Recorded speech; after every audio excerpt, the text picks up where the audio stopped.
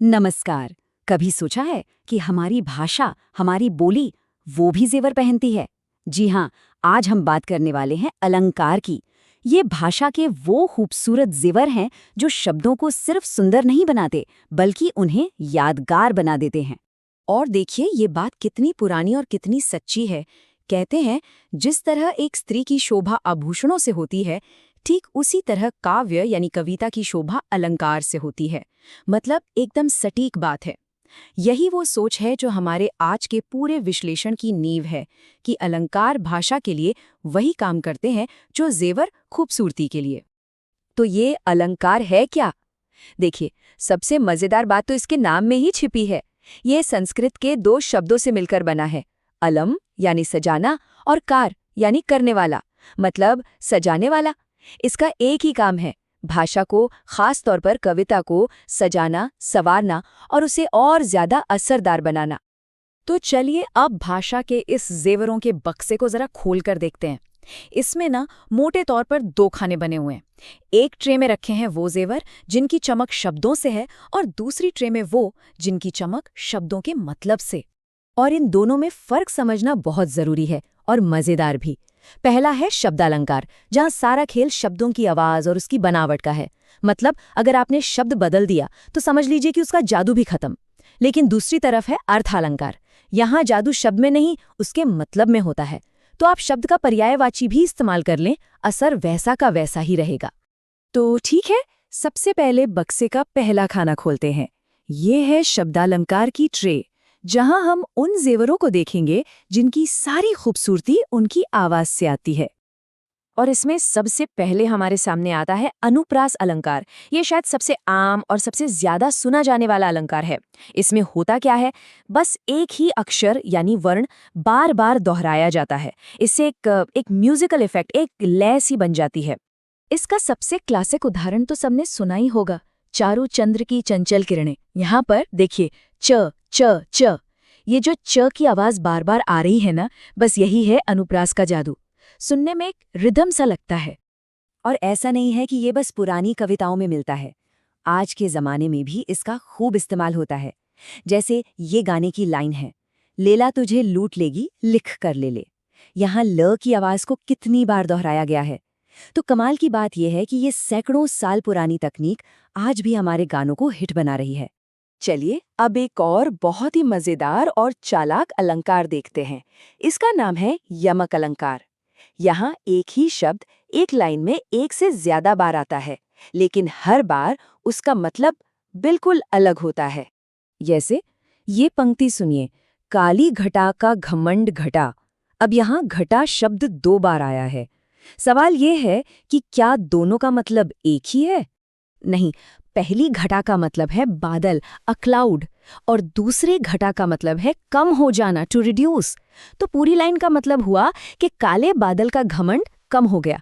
देखा, एक ही शब्द, दो अलग अलग मतलब। यही तो यमक अलंकार की खासियत है। और इसका भी एक मॉडर्न एग्जाम्पल देखते हैं, एक बहुत ही पॉपुलर गाने से, तेनू सूट सूट करदा। ये लाइन यमक अलंकार का एक परफेक्ट उदाहरण है। यहाँ खेल क्या है? पहला जो सूट है उसका मतलब है कपड़े, एक पहनावा, और दूसरा सूट है मतलब जचना, तो लुक गुड। तो एक ही शब्द सूट दो अलग अलग मतलब के साथ इस्तेमाल हुआ है। कितना कमाल का शब्द खेल है। तो ये तो थे वो जेवर जिनकी चमक आवाज में थी, यानी शब्दालंकार। चलिए अब बक्से का दूसरा खाना खोलते हैं, अर्थालंकार। यहाँ सुंदरता आवाज में नहीं, बल्कि शब्दों के गहरे मतलब में छिपी होती है। इसमें सबसे पहले आता है उपमा अलंकार। ये दो अलग अलग चीजों के बीच एक सीधी साधी तुलना है। इसमें बस इतना कहा जाता है कि एक चीज दूसरी चीज जैसी है, कोई घुमाव फिराव नहीं, एकदम डायरेक्ट कंपैरिजन। और इसे पहचानने का एक बहुत आसान तरीका है। एक तरह से कह सकते हैं कि ये एक ट्रिक है। बस इन शब्दों पर नजर रखिए, सा, सी, से, सम, सरिस, जैसा। अगर किसी लाइन में ये शब्द दिख जाएं, तो बहुत ज्यादा चांस है कि वो उपमा अलंकार है। अब उपमा से एक कदम आगे बढ़ते हैं और देखते हैं रूपक अलंकार को। ये भी तुलना ही है, लेकिन ज्यादा गहरी।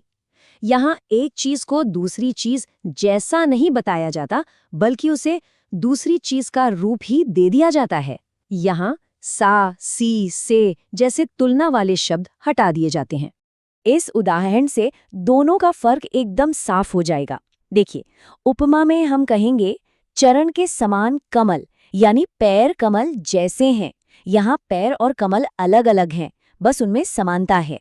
लेकिन रूपक में हम कहेंगे चरण कमल, यहाँ पैर और कमल एक हो गए हैं, पैर ही कमल हैं।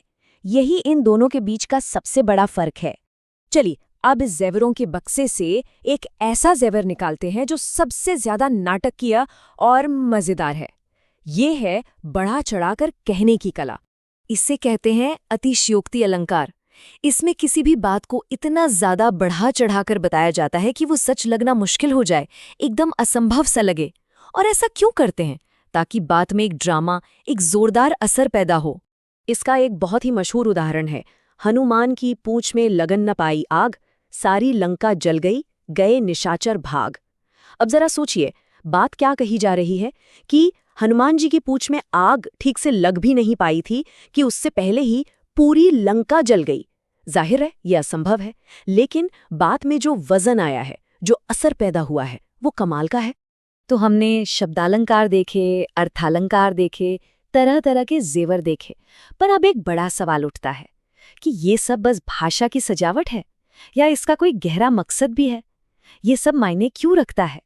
देखिए, अलंकार सिर्फ सजावट नहीं है, ये वो औजार हैं, वो टूल्स हैं जिनका इस्तेमाल कवि और लेखक करते हैं। किस लिए? भावनाओं को जगाने के लिए, अपनी बात में गहराई लाने के लिए, और सबसे जरूरी, अपने शब्दों को हमेशा हमेशा के लिए यादगार बनाने के लिए। तो बस अब ये विश्लेषण यहीं खत्म करते हैं एक सवाल के साथ। अगली बार जब अपना कोई पसंदीदा गाना सुनेंगे, तो क्या उसमें इन अलंकारों को, इन छिपे हुए जेवरों को ढूंढने की कोशिश करेंगे? जरा ध्यान से सुनिए।